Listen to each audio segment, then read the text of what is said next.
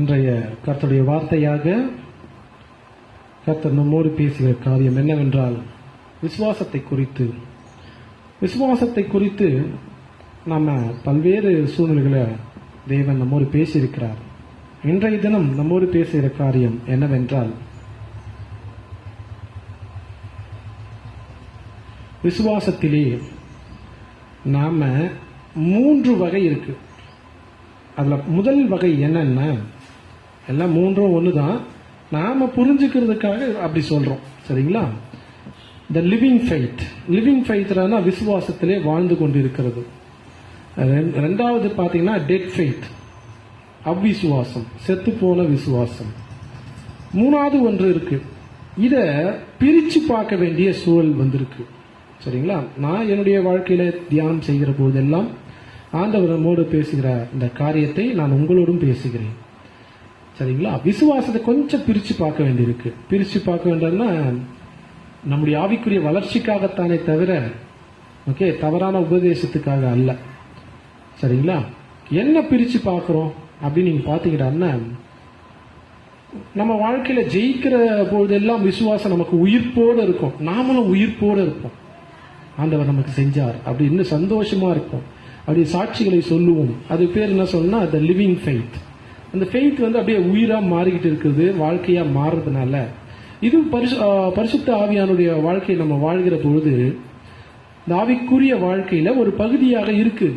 ஆனால் இன்னும் ஒரு பகுதி இருக்கு, அது என்னன்னா டிஃபெண்டிங் ஃபெய்த், சரிங்களா? விசுவாசத்தை காத்துக்கொள்வது, defending faith. First living faith பார்த்தோம், ரெண்டாவது டெட் ஃபெய்த் பார்த்தோம், ஈவன் டையிங் ஃபெய்த் கூட சொல்லலாம். அதை லிவிங் ஃபெய்த், டையிங் ஃபெய்த், அந்த நடுவில் ஒரு விஷயம் இருக்கு, அதனால அதான் டிஃபெண்டிங் ஃபெய்த். ஏன் இந்த டிஃபெண்டிங் ஃபெய்த்தை பத்தி பிரிச்சு விசுவாசத்திலிருந்து தனியா பிரிச்சு காண்பிக்கிறேன் அப்படின்னா, விசுவாசமும் அந்த டிஃபெண்டிங் ஃபெய்த்தும் லிவிங் ஃபெய்த்தும் வெவ்வேறானது அல்ல, ரெண்டும் ஒன்றுதான். ஆனால் அந்த நிலையை நாம் புரிந்து கொள்ள வேண்டும். டிஃபெண்டிங் ஃபெய்த் என்ற நிலையை நாம் புரிந்து கொள்ள வேண்டும். ஏன் அப்படின்னா, எல்லா நாட்களிலும் தேவன் நமக்கு ஒவ்வொரு நாளும் சில அற்புதங்களை நம் கண்களுக்கு காண்பிக்கிறார், சில அற்புதங்களை நம் கண்களுக்கு காண்பிப்பதில்லை. அது போன்ற நாட்கள் பார்த்தீங்கன்னா எப்பவுமே நாம் பார்க்காத அற்புதங்கள் தான் நிறைய, நம்ம கண்களுக்கு அப்பாற்பட்டு நடக்கிற அற்புதங்கள் தான் நிறைய. ஆனால் அதை நம்மளால ஏத்துக்கவே முடியாது, நம்மளால பார்க்க முடியாதுன்றதுனால நம்மளால ஏத்துக்க முடியாது. அது போன்ற சூழ்நிலைகள் எங்க கொண்டு போய் நிறுத்துது அப்படின்னா, விசுவாச குறைபாடை கொண்டு போய் நிறுத்துகிறது. உங்களிடத்திலே உங்கள் விசுவாசத்தை காத்துக்கொள்ள உங்களுக்கு தெரியல அப்படின்னா, உங்கள் விசுவாசத்தை நீங்க டிஃபெண்ட் பண்ண தெரியல அப்படின்னா, நிச்சயமாய் நம்முடைய விசுவாசம் என்னவா மாறும்னா டையிங் ஃபெய்த்தா மாறிடும், அதாவது அவ்விசுவாசமாய் மாறிவிடும். நம்ம ரொம்ப பக்கத்தில் இருப்போம். ஒரு ஃபுட்பால் கேம் விளையாடும் போது நமக்கு என்ன தோணும்னா, 11 பேர் விளையாடுறாங்க, சில இடங்களில் 7 பேர் விளையாடுவாங்க. 7 பேரையும் கோல் போஸ்டாண்ட நிக்க வச்சுட்டு கோல் அடிங்க அப்படின்னா அடிச்சிருவாங்க, 10 கோல் கூட அடிப்பாங்க. ஆனால் பால் கொஞ்சம் மிஸ் ஆச்சுறான்னா அவங்க ஆப்போசிட் கோல் போஸ்ட டிஃபெண்ட் பண்றதுக்கு ஆளே கிடையாது. நான் சொல்ற அந்த விளையாட்டு முறைகள் உங்களுக்கு எந்த அளவுக்கு புரியுதுன்னு தெரியல எனக்கு, சரிங்களா? டிஃபெண்டுக்கு அங்க ஆள் இருக்கணும், டிஃபென்ஸ்னே சொல்லுவாங்க. டிஃபென்ஸ்க்கு யார் பாடுறது? நான் ஆடுறேன். டிஃபென்ஸ்க்கு ஆள் இல்லாம நம்முடைய கோல் போஸ்ட் என்ன ஆயிடும்? வீணா போயிடும். நம்ம 10 கோல் அடிச்சா கூட பால் ஒரு தடவை மிஸ் ஆனா கூட டெஃபினட்டா அது கோல், அவன் நம்முடைய ஆப்போசிட் கோல்ல போய் விழும். நம்ம அது தோல்வியில கொண்டு போய் நிறுத்தும். நம்ம விசுவாசத்தை நாம் டிஃபெண்ட் பண்ணணும், பாதுகாத்துக் கொள்ளணும். எப்படி பாதுகாத்துக் ஏன் இந்த பாதுகாத்துக் கொள்ள வேண்டிய அவசியம் வருது? ஏன்னா சில நேரங்கள்ல சில காரியங்கள் தாமதிக்கிறது, சில நேரங்கள்ல சில காரியங்கள் நடக்கிறது நம்ம கண்ணுக்கே தெரிய மாட்டேங்குது. கர்த்தர் நம்ம காத்துக்கிட்டு இருக்கிறார், அது நம்ம கண்ணுக்கு தெரியாது. ஆனா நம்ம என்ன செய்வோம்? நேரம் இருக்கிற மாதிரியே போகுது. கர்த்தர் நமக்கு சோறு போட்டுன்னு இருப்பாரு, ஓகேங்களா? ஆனா அது நம்ம பெருசா பார்க்க மாட்டோம். ஆனா என்ன நினைச்சிட்டு இருப்போம்? இன்னும் இது வாழ்க்கை ஒரே மாதிரி போகுது, போரா போகுது. கிறிஸ்தவ வாழ்க்கையில சில நேரங்கள்ல நாம போரிங்க உணர்வோம் பாருங்க, அதுதான் மிகப்பெரிய பிரச்சனை. இன்னும் சில நேரங்கள்ல நீதிமான் கஷ்டப்படுகிற சூழ்நிலை வரும். அவன் கண்ணெதிரே பாவிகளும் பரியாசக்காரர்களும் உயர்ந்து நிமிர்ந்து வாழ்கிறதை பார்க்க சூழ்நிலைகள் ஏற்படும். இது போன்ற காலங்களிலே நமக்கு என்ன தேவைப்படுதுன்னா இந்த டிஃபெண்டிங் ஃபெய்த் தேவைப்படுது. இந்த டிஃபெண்டிங் ஃபெய்த் இல்லாதனால எத்தனையோ பேர், ஒரு சகோதரனை சந்திக்கிறேன், அவர் சொல்றாரு, ஓப்பனா சொல்றாரு, அந்த நான் ஏன்டா சர்ச்சைக்கு போகலான்னா, என்னன்னா இந்த மாதிரி தவறுகள்லாம் நடக்குது, சபைகள்லேயே இது போன்ற தவறுகள் நடக்குது, இயேசு கிறிஸ்து என்னதான் பண்றாரு அதை பார்த்துட்டு வேடிக்கை பார்க்கறாரா? எனக்கு நம்பிக்கையே இல்லைதான். நான் ஊழியெல்லாம் பண்ணியிருக்கிறேன், சின்ன வயசுல ட்ராக்ஸ் கொடுத்துருக்கிறேன், எல்லா வேலைகளையும் நான் பண்ணியிருக்கிறேன். ஆனா இன்றைய காலகட்ட நான் சூழ்நிலைகளை பார்க்கிற பொழுது சபையை இவர்கள் ஏமாற்றி கொண்டும், சபையை இவர்கள் தன்னுடைய சுய இச்சைக்கு பயன்படுத்தி கொண்டு இருக்கிறாங்க. இது மனுஷன் செய்வான், கரெக்டு தான். ஆனா கர்த்தர் என்ன செஞ்சுட்டு இருக்கிறாரு? இதை ஆதரிக்கிறாரா? இதை பார்த்துக்கிட்டு சும்மா இருக்கிறாரா? அவர்கள் நல்லா இருக்கிறாங்களே, பாதுகாப்பா இருக்கிறாங்க, அவர்கள் பிள்ளைகள் நல்லா இருக்கிறாங்க, அப்படியே சொல்றாங்க. இதெல்லாம் பார்க்கிற பொழுது நான் இயேசு கிறிஸ்துவை கடவுளாக ஏற்றுக்கொள்ள எனக்கு மனசே இல்லை, அப்படியே சொல்றோம், அப்படியே டிக்ளேர் பண்றோம். அவர் கடவுளா இருக்க வாய்ப்பு இல்லை. எனக்கு தெரிஞ்சு பெற்றோர் கடவுள் நான் சொல்லலாம். என் பிள்ளைகளுக்கு நான் பெற்றோர்னால என் பிள்ளைகளுக்கு நான் தான் கடவுள். என் பிள்ளைகளுக்கு நான் அப்படிதான் சொல்லி வளர்க்குறேன். என் மனைவியை காண்பித்து இவ தான் உனக்கு கடவுள், ஓகேவா, உனக்கு எல்லா தேவையும் நான் சந்திக்கிறேன், அதனால் நான் தான் உனக்கு கடவுள், அப்படிதானே நான் சொல்லி கொடுக்குறேன் அப்படின்னு சொல்றாங்க. சரிங்களா? இது ஒரு பக்கம் இருக்கு. இதே மாதிரி யூடியூப்ல ஒருத்தர் ஒரு சில மெசேஜ்களை போட்டிருப்பாரு. அவர் எந்த சூழ்நிலையை சந்தித்தார் என்று எனக்கு இப்பதான் புரிஞ்சுது. ஆனால் அவர் எதையுமே சொல்லல. அவரும் இந்த தம்பி பேசினா அவர் துணியிலேயே பேசுறாரு. இவ்வளவு நாள் மெசேஜ் கொடுத்தவர், பைபிள்ல இருந்து ரகசியங்களை வெளியே சொன்னவர், என்னென்னோ பண்ணாரு. அது எல்லா சேனலையும் டெலிட் பண்ணிட்டார். டெலிட் பண்ணிட்டு இப்போ அவர் சேனல் போடுறாரு, வேதாகமம் பொய் அப்படின்னு சேனல் போடுறாரு. இயேசு கிறிஸ்து கடவுள் கிடையாதுன்னு சொல்றாரு. இவர் ஏன் இந்த நிலைக்கு தள்ளப்பட்டிருக்கிறாரு? எதனால இவர் அப்படி பேச ஆரம்பிச்சாரு? என்ன எனக்கு புரியவே இல்லை, ரொம்ப நாளா புரியல. ஆனா நான் இந்த தம்பியை சந்தித்த பிறகுதான், இந்த தம்பிக்கும் அந்த சேனலுக்கும் சம்பந்தமே கிடையாது. ஆனால் இவனை சந்தித்த பிறகு என்னால் ஓரளவுக்கு அனுமானிக்க முடிஞ்சது. இயேசு கிறிஸ்துவின் பெயரை சொல்லிக் கொண்டு இந்த மனிதர்களை சுரண்டி கொண்டிருக்கிற, பாலியல் ரீதியாகவும் பண ரீதியாகவும் ஜனங்களை ஏமாற்றி கொண்டிருக்கிற இந்த கூட்டத்தை பார்த்து, அந்த கூட்டத்தை பார்த்து கர்த்தர் சும்மா இருக்கிறார். அவர் கர்த்தராய் இருந்தால் நிச்சயம் தன்னை நம்பி வந்திருக்கிற பிள்ளைகளுக்கு அவர் சகாயம் செய்யணுமே. தன்னை நம்பி வந்திருக்கிற பிள்ளைகளுக்கு ஏற்பட்டிருக்கிற இந்த இழப்பு, இந்த அவமானம், உன்னுடைய மகளுக்கு ஏற்பட்ட ஒரு சாதாரண மனுஷன், சாதாரண ஏழை மனுஷன், எத்தனையோ திரைப்படங்கள்லாம் அதை வச்சு எடுத்திருக்கிறாங்க. ஒரு சாதாரண ஏழை மனிதன் தன் மகளுக்கு செய்த அந்த கொடுமையினால அவனுக்கு ரோஷம் வருது, அவனுக்கு கோபம் வருது, அவனுக்கு அந்த துடிப்பு வருது. அவன் என்ன செய்யறான்? தனக்கு ஏற்பட போகிற எதையும் நோக்கி பார்க்காமல் துணிந்து காரியத்தை நடப்பிக்கிறான். ஆனால் சர்வ வல்லமையுள்ள கர்த்தர் இதை கூடவா மன்னிப்பாரு? சர்வ வல்லமையுள்ள கர்த்தர் இதை கூடவா மன்னிப்பார்? அப்படின்னு அவர்கள் எண்ணங்கள் எங்க போயிடுச்சுன்னா, நீதிமான்கள் துக்கப்படுவதையும் பாவிகள் சந்தோஷமாய் வாழ்வதையும், பாவத்திலே சந்தோஷமாய் கர்த்தரின் பெயரை சொல்லி நிலைத்திருக்கிறதையும் பார்த்து ஒரு கூட்டம் விழுந்துகிட்டே இருக்கு, ஒரு கூட்டம் விழுந்துகிட்டே இருக்கு. இது போன்ற சூழ்நிலையில தான் கர்த்தர் நம்மோடு பேசுகிறார். இன்றைய வசனத்தை நான் எடுக்கிறது ஒரு பக்கம், ஆனால் சங்கீதம் பார்த்தீங்கன்னா அதுக்கு ஏற்றாற் போலவே இருக்கிறது. ஆண்டவரே, எதுவரைக்கும் நீர் என்னை பார்க்காம இருப்பீங்க? எதுவரைக்கும் இது நடக்கும்? இந்த மனிதர்கள் என்னை எதிர்த்து, என்னுடைய சத்துருக்கள் என்னை எதிர்த்து தங்கள் தலைகளை உயர்த்தி கொண்டிருக்கிறார்கள், இது எதுவரைக்கும் கேட்கிறாரு. கேட்டுட்டு பதிலே இல்லை. ஆனாலும் தாவீது கடைசியா முடிக்கிற பொழுது, ஆண்டவரே, என் நம்பிக்கை எப்போதும் உங்க மீதுதான் இருக்கும். எனக்கு பதில் வரல, எனக்கு பதில் வரல, எனக்கு அற்புதங்கள் நடக்கல. எல்லோரும் அற்புதங்கள் நடப்பதை பற்றி தான் பேசிட்டு இருக்காங்க. ஆனால் எல்லோருடைய வாழ்க்கையிலும் அற்புதம் நடக்காத சூழ்நிலைகள் நிறைய உண்டு. அது போன்ற சூழ்நிலையில கூட நம்முடைய ஃபெய்த் ஷுட் பி டிஃபெண்டட். நம்முடைய ஃபெய்த்தை, நம்முடைய விசுவாசத்தை நாம் காத்துக்கொள்ளணும். எப்படி காத்துக்கொள்ளணும்? அவர் கிருபையின் மீது எப்போதும் நம்பிக்கையுள்ளவர்களாய் அவர் செய்யும் அளவிற்கும் பொறுமையோடு அவருக்காக நம்ம காத்திருக்கணும். சரிங்களா? சரி, இது சாத்தியமா? என்னங்க, ஏன்னா நமக்கு அது வருகிற பொழுது நம்மளால அதை நிக்க முடியல, நம்மளால அதை பொறுத்துக்க முடியல, நம்ம இடத்துல பொறுமை இல்லை. காரணம், நம் விசுவாசத்தை நாம் காத்துக்கொள்ளல. நம்முடைய விசுவாசத்தை நாம் எப்படி காத்துக்கொள்ள போகிறோம் என்பதை குறித்தும் அது முதல்ல சாத்தியமா? ஏன்னா விசுவாசத்தை காத்துக்கொள்வது நம்முடைய வேலை, அது கர்த்தருடைய வேலை அல்ல. அதற்கு உதவி செய்வார். ஆனால் விசுவாசத்தை நாம தான் காத்துக்கணும், அது நம்முடைய பணி.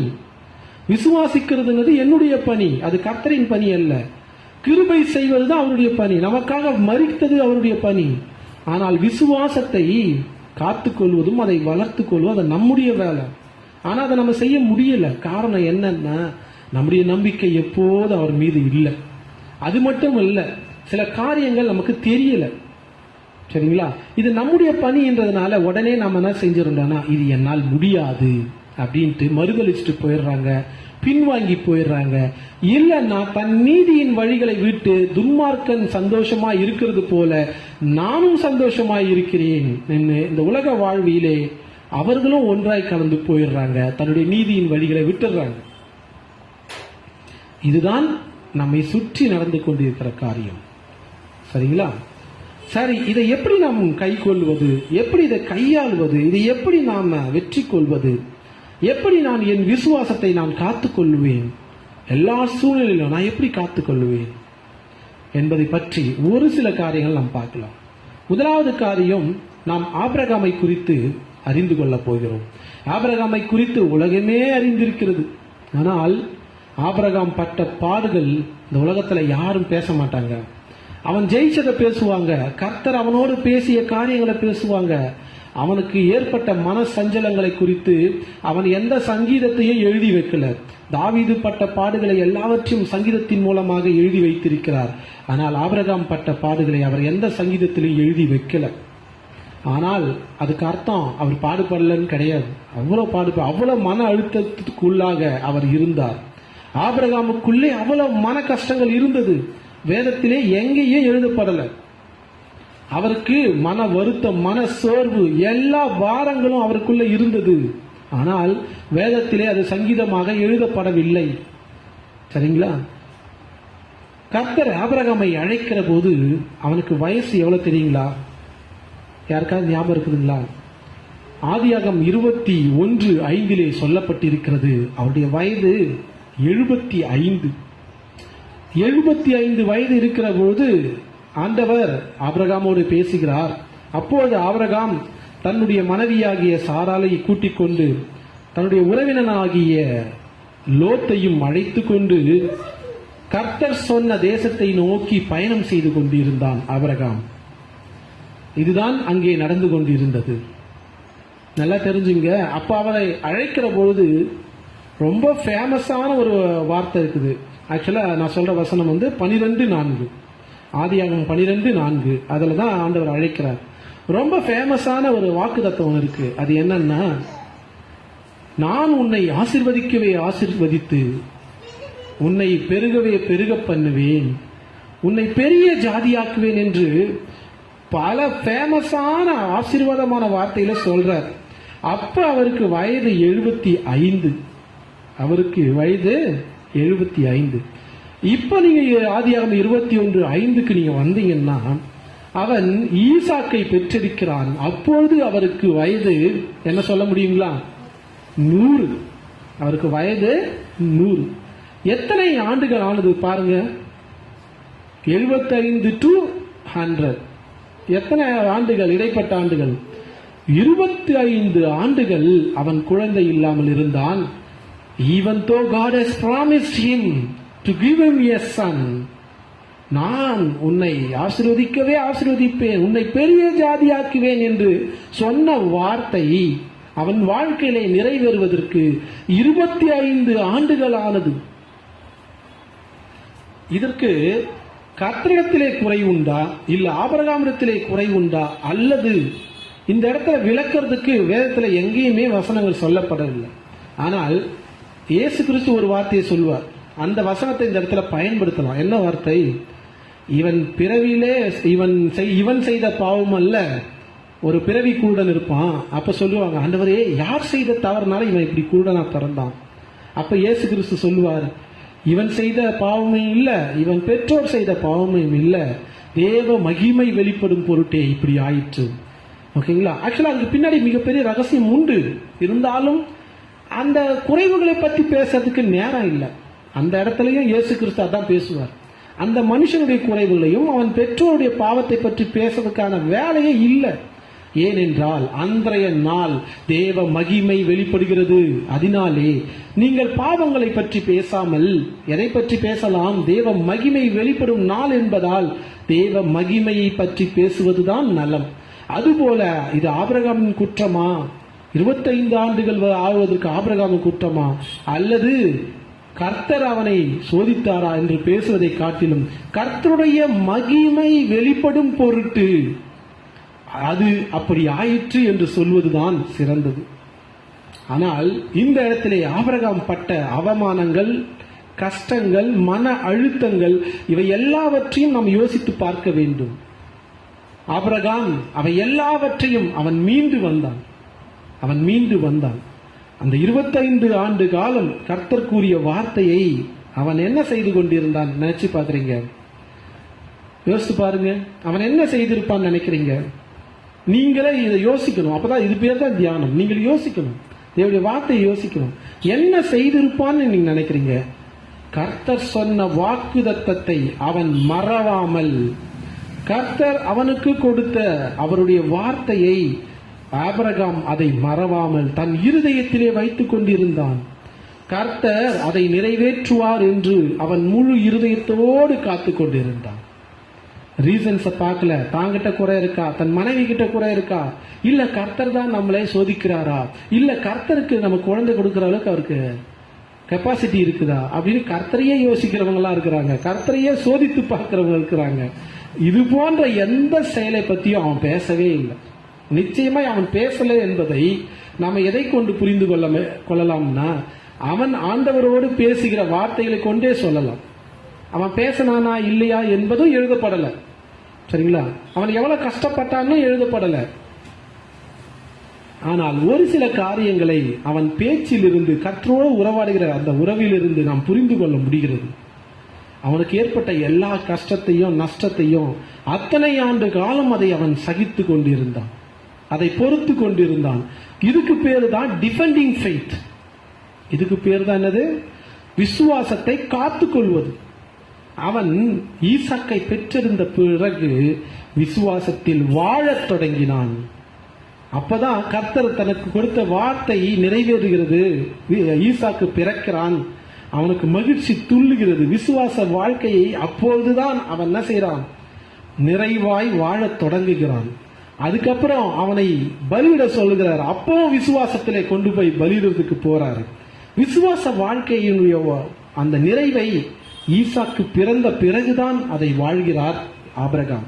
ஆனால் ஈசாக்கு பிறக்கிறதுக்கு முன்னாடி இயேசு கிறிஸ்து அவரை அழைக்கிற அந்த காலகட்டத்தில் இருந்து ஈசாக்கு பிறக்கும் வரைக்கும் அவன் விசுவாசத்திலே என்ன செய்து கொண்டிருந்தான்?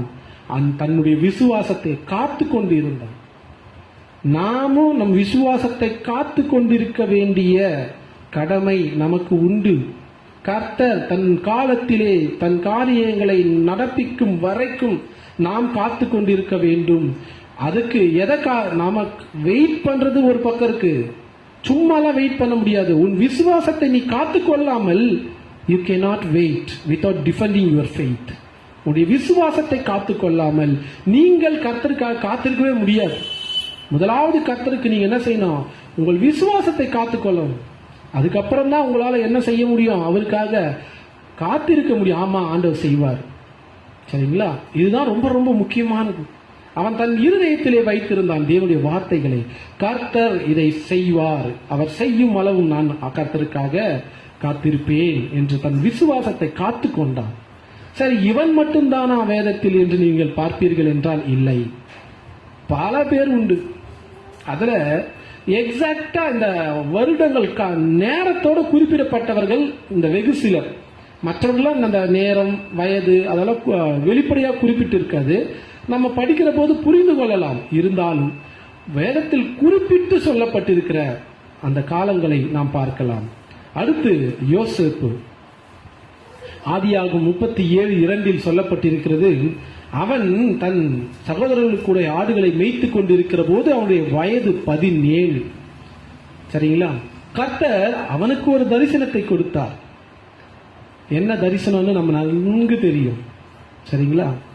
அந்த கதிர்களை பற்றியும் சூரியன் சந்திர நட்சத்திரங்களை பற்றியும் கர்த்தர் அவனுக்கு தரிசனத்தை கொடுத்தார். அந்த தரிசனத்தின் விளக்கம் அவனுக்கு தெரியும். இருந்தாலும் அதை அவன் சொல்லாமல் அவர்களுடைய சகோதரர்களும் தந்தையும் சொல்லுவாங்க. அது வெளிப்படையா. அதுவும் எப்படி சொல்லுவாங்க? கோபத்துல சொல்லுவாங்க, நான் உனக்கு பணிய போறோமா அப்படின்னு சொல்லுவாங்க. ஆனா தன்னுடைய சகோதரர்களும் தன்னுடைய தந்தையும் தனக்கு பணிவதை அவன் சந்தோஷமாலாம் பார்க்கல. இப்படி ஒண்ணு கனவு வந்துச்சுன்னு தான் அவன் சொல்றானே தவிர, நீங்கெல்லாம் எனக்கு பணிவீங்கடாட்டு திமிராப்பெல்லாம் பேசலாம். ஆனால் அவனுடைய வார்த்தை எப்படி அவனுக்கு போய் சேர்ந்ததுன்னா, பெருமையின் வார்த்தையாக போய் சேர்ந்தது. யாருக்கு? அவருடைய சகோதரர்களுக்கு. கர்த்தருடைய வார்த்தையும் கர்த்தருடைய வார்த்தை விசுவாசத்தோடு நீங்க பேசுனீங்கன்னா உங்களை சுற்றியுள்ளவர்கள் எப்படி பார்ப்பாங்க தெரியுங்களா? நீ பெருமையோட பேசுறன்னு பார்ப்பாங்க. ஓகேங்களா? உன்னை கொல்லும்படி பார்ப்பார்கள், உன்னை குழியிலே தள்ளும்படி பார்ப்பார்கள். ஏன்னா உன்னுடைய வார்த்தைகள், உன்னுடைய விசுவாச வார்த்தைகள் அவர்களுக்கு கசப்பாய் இருக்கிறது. உன்னுடைய விசுவாச அறிக்கைகள் உன்னை சுற்றி இருக்கிற மனிதர்களுக்கு எப்படி இருக்குது? கசப்பா இருக்கிறது. அதனாலே அவன் சகோதரர்கள் அவனை என்ன செய்தார்கள்? அவன் விசுவாச வாழ்க்கையை பார்த்துட்டு அவனை குழியில் தள்ள பார்த்தார்கள், குழியில் தள்ளினார்கள், அவனை சாகடிக்க பார்த்தார்கள். சரி, போனா போது ஒரே ரத்தமா இருக்கிறதுனால அவனை கொல்லாமல் விட்டுட்டாங்க. ஆனால் அதற்கு பதிலாக அவனை உலக மக்கள் கிட்ட வித்து போட்டாங்க. நல்லா தெரிஞ்சுங்க, தேவனுடைய தரிசனத்தை நிறைவேற்ற யோசேப்பு தேவனுடைய பிள்ளைகளோடு இருக்க முடியல. தேவனுடைய பிள்ளைகளோடு இருந்து தேவ தரிசனத்தை நிறைவேற்றலான்னு நினைச்சான் அவன். ஆனால் அவனால அது முடியல. தேவ பிள்ளைகளோடு நாம இருந்து தேவ தரிசனத்தை நிறைவேற்றலான்னு அவன் ஒரு கற்பனை பண்ணான். ஆனால் அது அப்படி நடக்கல. சரிங்களா? நாம எதிர்பார்க்கிற காரியங்கள் அது அப்படி நடக்க மாட்டேங்குது. நம்முடைய நம்பிக்கை, அவனுடைய நம்பிக்கை ஒருவேளை தன் சகோதரர்கள் தன் தகப்பனா இருந்திருக்கலாம். அவன் தரிசனத்தை அவன் கண்ட உடனே தன் சகோதரருக்கும் தகப்பனையும் நினைச்சு அவன் சந்தோஷப்பட்டிருப்பான். நாமும் நம்ம சகோதர தகப்பன் நம்ம எல்லாரும் ஒன்னா இருக்க போறோம் அப்படி இப்படின்னு சந்தோஷப்பட்டிருப்பான்னு நான் நினைக்கிறேன். அதனால அந்த காரியங்களை அப்படியே தலைகீழாய் மாற்றி போட்டு தன் சகோதரனோடு நம்ம நல்லா கெத்தா 10-11 சகோதரோடு நம்ம வாழறண்டா. நமக்கு ஒரு சகோதரி உண்டு, 11 சகோதரர்கள் உண்டு. அப்பா வயது முதிர்ந்த தேவனால் ஆசீர்வதிக்கப்பட்ட ஒரு தேவ மனுஷனோட நம்ம வாழறோம். இனி தேவ நம்ம கொடுத்திருக்கிற தரிசனத்தை நிறைவேற்றுவது எளிது அப்படின்னு நினைச்சிருக்கலாம் என்று நான் நினைக்கிறேன். ஆனால் தேவ மனிதர்களை கொண்ட, தேவ மனிதராகட்டும் சாதாரண மனிதர், எந்த மனிதரை கொண்டு தேவ செயல்களை தேவனுடைய அனுமதி இன்றி செய்யவே முடியாது. கர்த்தர் அவனுடைய எண்ணங்கள் பார்த்திருப்பார் நான் நினைக்கிறேன். தம்பி, நீ மனுஷர்கள் துணை கொண்டு எந்த தரிசனத்தை நீ நிறைவேற்ற முடியாது அவனை துரத்தி அடிக்கிறாரு. அவனை சாகரிக்கும்படி, அவன் தன் சொந்த சகோதரை நினைக்கும்படி அந்த சூழ்நிலைகள் மாறுகின்றன. அவன் உலகத்து மக்களிலே கொண்டு போய் விடப்படுகிறான். அவன் உலகத்திலே கிடக்கிறான். உலகத்திலேயே அவன் உழன்று கொண்டு இருக்கிற பொழுது அந்த உலகம் அவனை தொடாதபடிக்கு தன்னை காத்துக் கொள்கிறான். அவன் தன்னை காத்துக் கொள்ளவில்லை, தனக்குள் இருந்த விசுவாசத்தை காத்துக் கொண்டான்.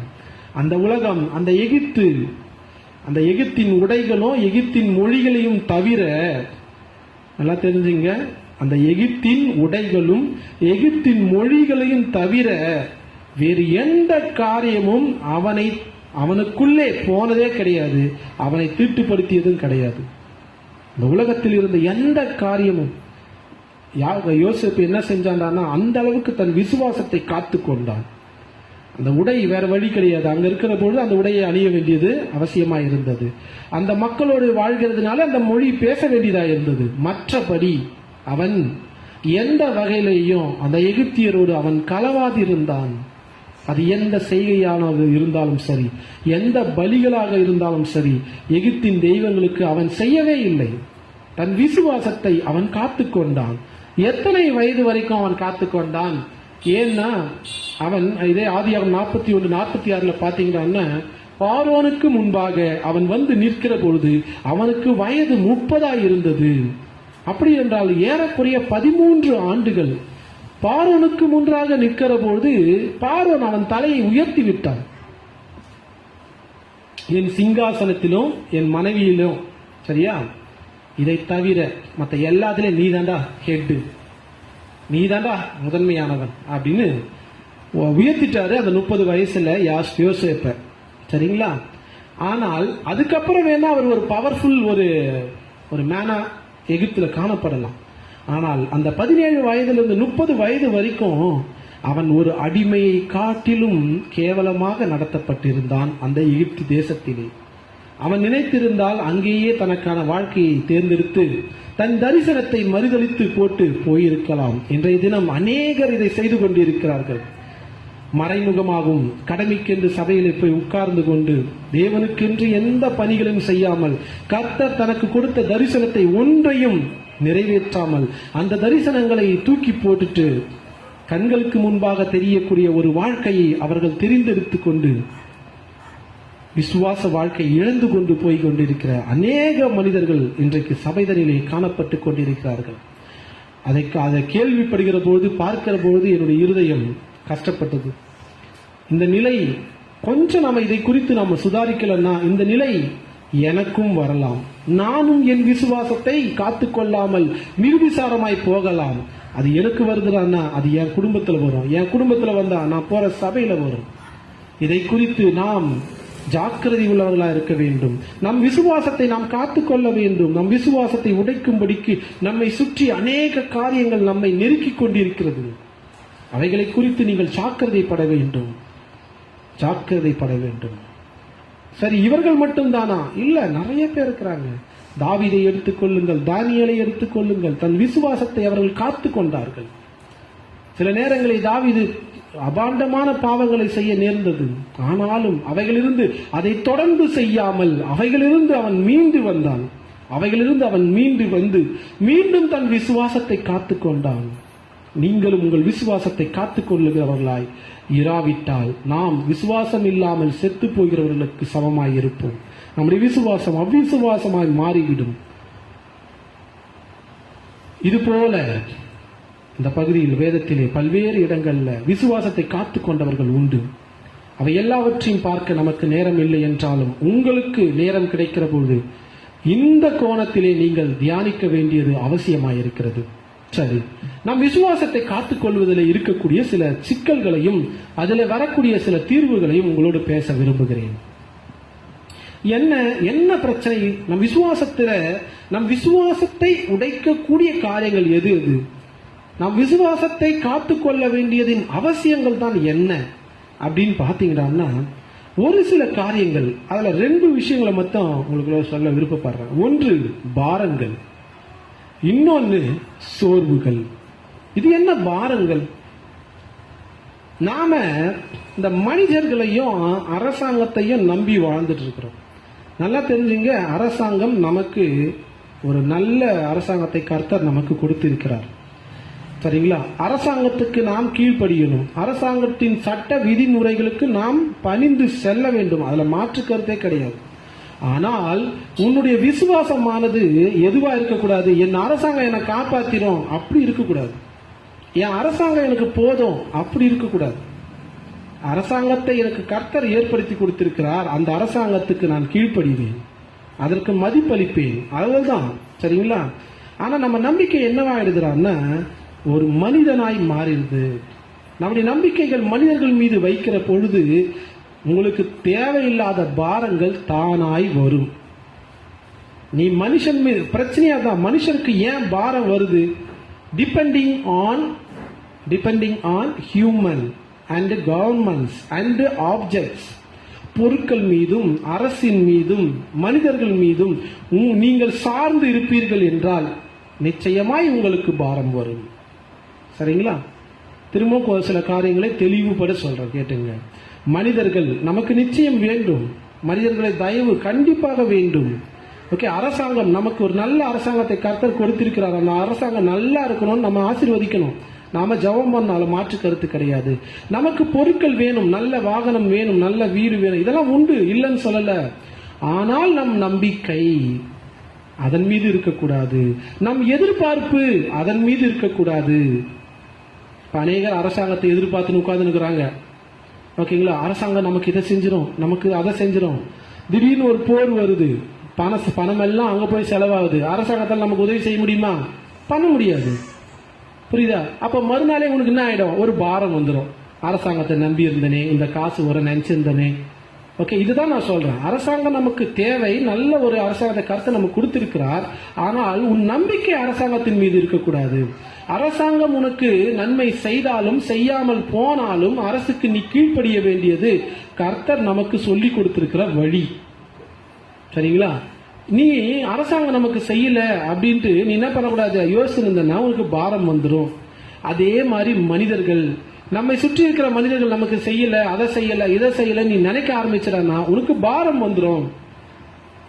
சரிங்களா? மனிதர்கள் நமக்கு தேவை, நாம அவர்களை நேசிக்கணும். சரிங்களா? அவர்களுக்கு உதவிகளை அவர்கள் கேட்கிற போது நாம் செய்யணும். அதுல மாற்றுக்கிறதே கிடையாது. நமக்கு உதவிகள் வருகிற போது நம்ம மனிதர்கிட்ட கேட்டு பெற்றுக்கொள்ளணும், அது தப்பே கிடையாது. சரிங்களா? மனிதர்களுடைய தயவை கர்த்தர் கொடுக்கிறார்.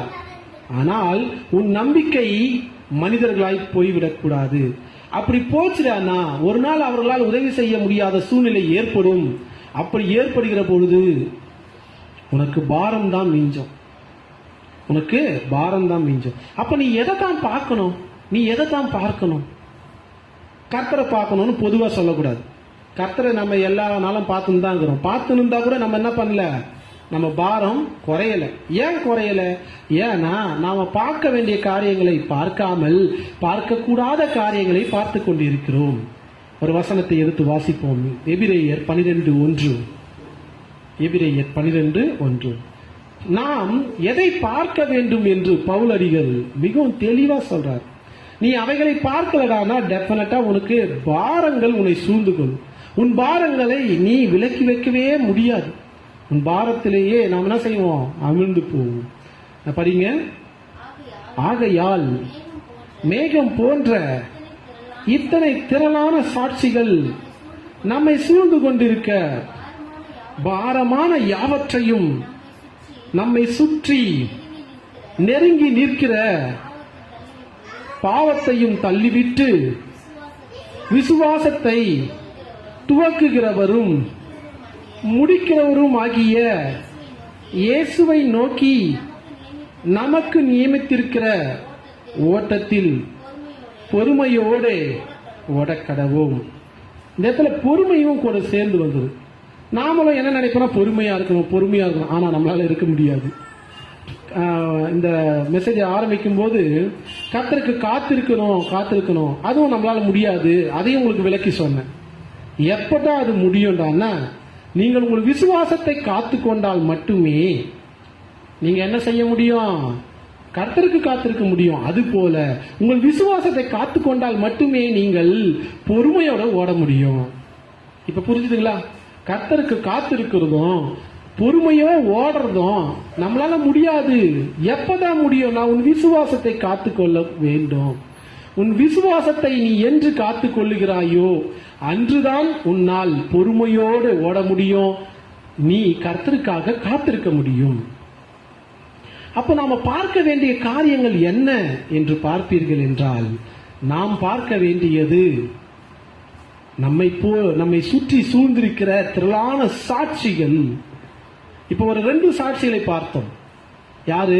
ஆபிரகாமை பார்த்தோம், யோசேப்பை பார்த்தோம், இன்னும் சிலரை பற்றி மேலோட சொல்லியிருந்தோம். யாரு? தாவீதை பற்றியும் தானியேலை பற்றியும். சரிங்களா?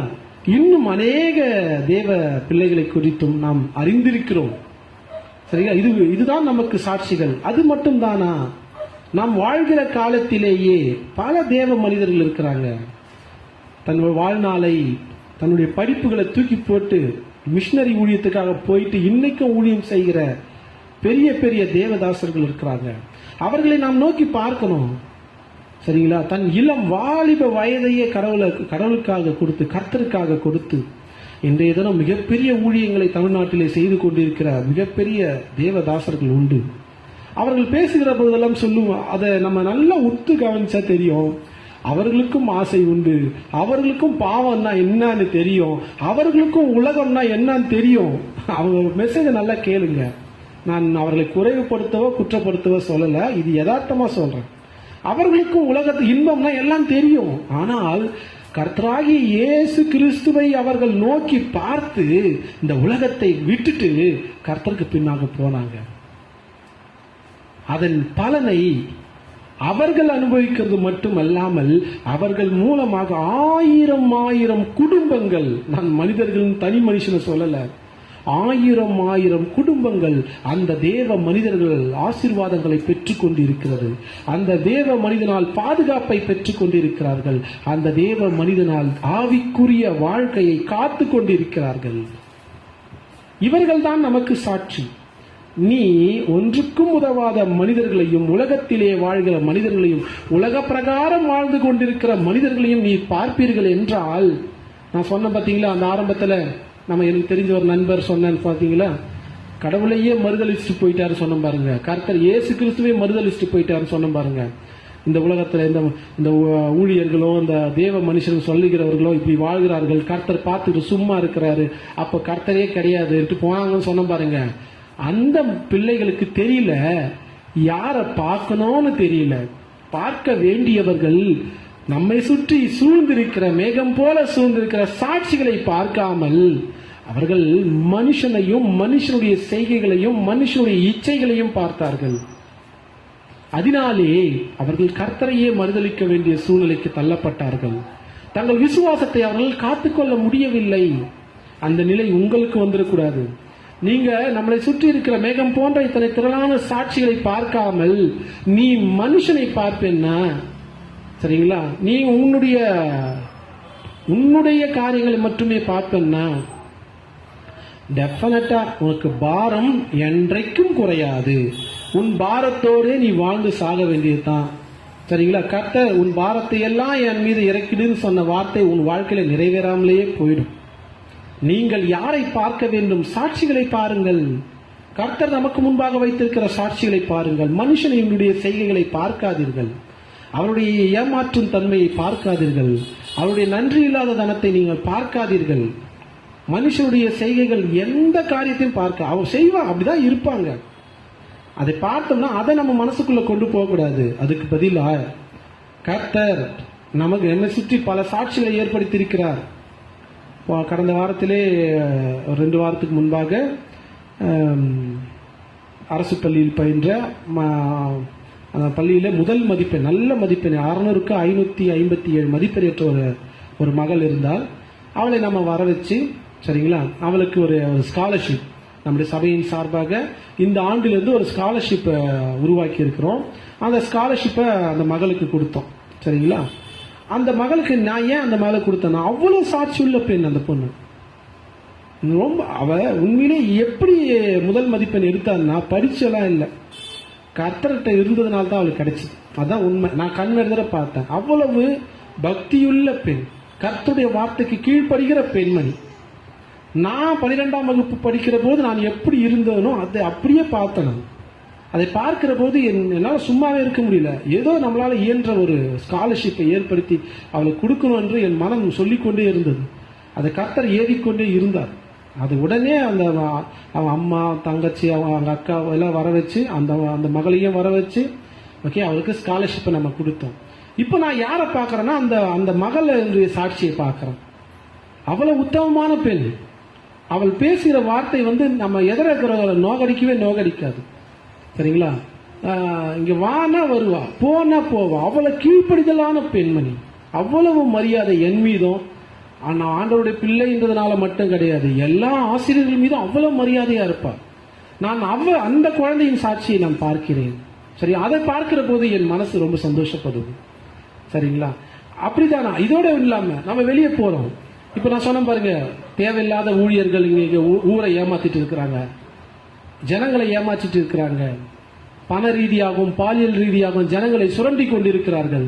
அதை தெரிந்து கொண்டும் மக்கள் கொஞ்சமும் சுரணை இல்லாமல் அங்கதான் நான் போவேன் அப்படின்னு என்ன செய்யறாங்க, போயிட்டு இருக்கிறாங்க. தெரிந்தாலும் கண்டும் காணாமலும் இருக்கிறாங்க. ஒரு காலம் அவங்க வீட்டில் அந்த பிரச்சனை வருகிற போது கர்த்தரை மறுதலிச்சுட்டு ஓடி போயிடுறாங்க. ஆனால் நான் அது போன்ற சாட்சியை பார்க்கல. மிக சிறந்த சாட்சிகளா இங்க எத்தனையோ ஊழியக்காரர்கள் இருக்காங்க. நான் அவர்களை பார்க்கிறேன். சரிங்களா? நான் என்ன செய்கிறேனோ அதை நான் உங்களுக்கு சொல்றேன், நீங்களும். ஓகேங்களா? நமக்கு கண்ணுக்கு முன்னாடி ஒரு சாட்சி, ஒரு துர்சாட்சி இருக்குடான்னா அதை எடுத்து நம்ம மனசுக்குள்ள போட்டு அதை தியானிச்சுட்டு இருக்க கூடாது. அதை தூக்கி போட்டுட்டு அதுக்கு சமமா இன்னொரு காரியத்தை கர்த்தர் காட்டுறாரு. நான் அந்த சகோதரர்கிட்ட கேட்டேன், ஃபர்ஸ்ட் சொன்ன பார்த்தீங்கன்னா ஒரு சகோதரன், அந்த சகோதரர்கிட்ட கேட்டேன், தம்பி நீ அவரை பார்த்து, நீ சொல்ற ஒரு நபரை பார்த்து ஆண்டவரை மறுதலிச்சல்ல, ஆண்டவர் உன்னை கேட்பாரு, ஒரு கேள்வி கேட்பாரு. அதே மாதிரி நான் கோபியாகிய நான் இருக்கிறேன், இதே ஊர்ல தான் நான் இருக்கிறேன். நீ என்ன பார்க்கலையே, என்ன பார்த்துட்டு கர்த்தர் இருக்கிறார். இவ்வளோ கொடுமையான சூழ்நிலைகள் இருந்தாலும் கர்த்தருக்கு உண்மையும் உத்தமமா இருக்கக்கூடிய மனிதர்கள் இருக்கிறாங்க, நீ என்ன ஏன் பார்க்கல? நீ இப்படியே கேட்டேன் நான். கர்த்தர் இதை கேட்பாரு. அதனால நீ என்ன மட்டும் இல்ல, என்னை விட சிறந்த ஊழியர்கள் இங்க உண்டு, உத்தமும் உண்மையுமாய். நீ அவர்களை தான் நீ பார்த்திருக்கணும். நீ யாரை பார்த்திருக்கிற? துன்மார்க்கரை பார்த்திருக்கிற. ஊழியக்காரன் என்ற பெயரில் இருக்கிற துன்மார்க்கனை, அவனுடைய சாட்சியை நீ பார்த்து உன் வாழ்க்கையை நீ கெடுத்துட்டு இருக்கிற. நீ உண்மையுள்ள மனிதர்களை, நீதிமான்களை பார்க்கணும். மேகம் போன்ற இத்தனை திரளான சாட்சிகளை நீங்க பாருங்க, இல்லைன்னா உங்களை பாரங்கள் நெருக்கி போற்றும். சரி, அடுத்து நம் விசுவாசத்தை டிஃபெண்ட் பண்ண போறோம். எதனால அப்படின்னு பாத்தீங்கன்னா, இன்னும் ஒரு காரியம், நம் விசுவாசத்தை உடைத்து போடுகிற இன்னும் ஒரு காரியம் இருக்கு. அது என்னன்னா சோர்வு. கலாத்தியர் 6:9 எடுத்துக்கொள்வோம். நம்முடைய விசுவாசத்தை உடைத்து போடுகிற காரியமாகிய சோர்வு. படிக்கலாம். நன்மை செய்கிறதில் சோர்ந்து போகாமல் இருப்போமாக, நாம் தளர்ந்து போகாதிருந்தால் ஏற்ற காலத்தில் அறுப்போம். எவ்வளவு உன்னதமான வார்த்தை பாருங்க. நாம் நன்மை செய்கிறதில் என்ன செய்யறோம்னா, நமக்கு தீமை செஞ்சுட்டாங்க, ஒரு சில மனிதர்கள் தீமை செய்யறாங்க. இதை வச்சு நம்ம என்ன செய்யறோம்னா, நாம தீமை செஞ்சிடணும், நன்மை செய்யறதை நிறுத்திடணும்.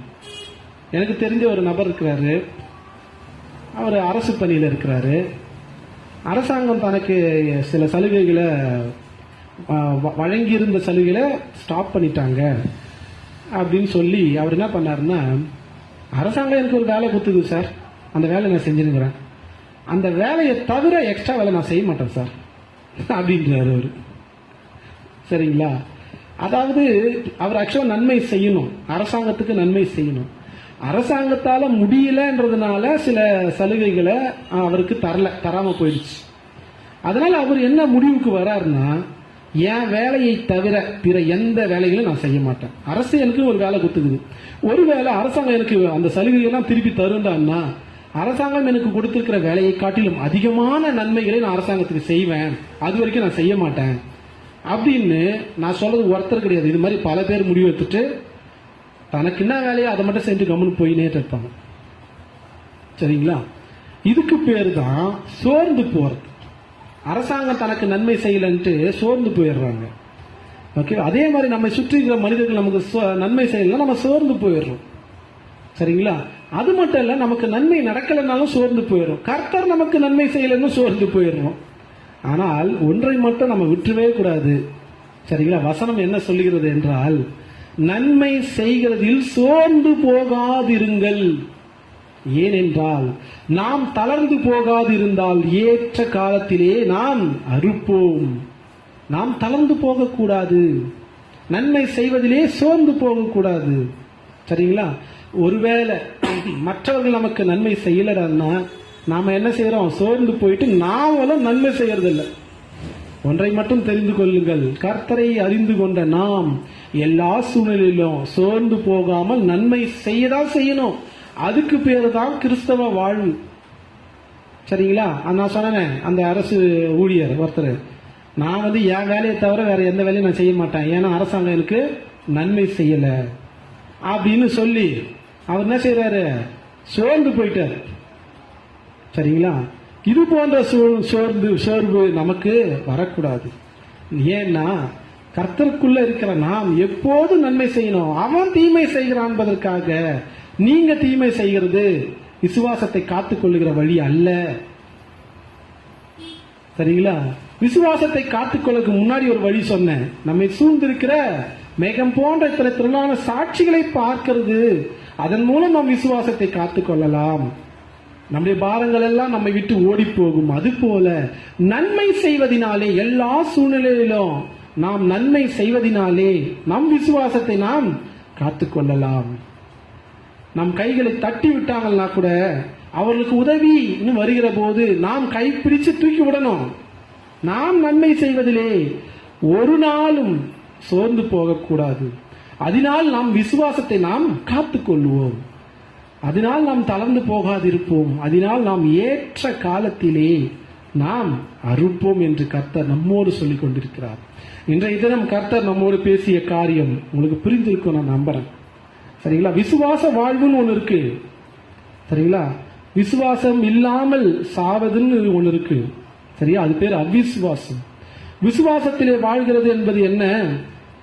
ஆசீர்வாதத்திலேயும் மகிழ்ச்சியிலேயும் சந்தோஷத்திலேயும் பலுகி பெருகுவதிலேயும் நாம விசுவாசத்தை நாம என்ன செய்யறோம்? பார்த்து கொண்டிருக்கிறோம். ஆசீர்வாதம், அதிசயம், அற்புதம் இதெல்லாம் விசுவாசத்தினால் நம்ம பெற்றுக் கொண்டிருக்கிறோம்.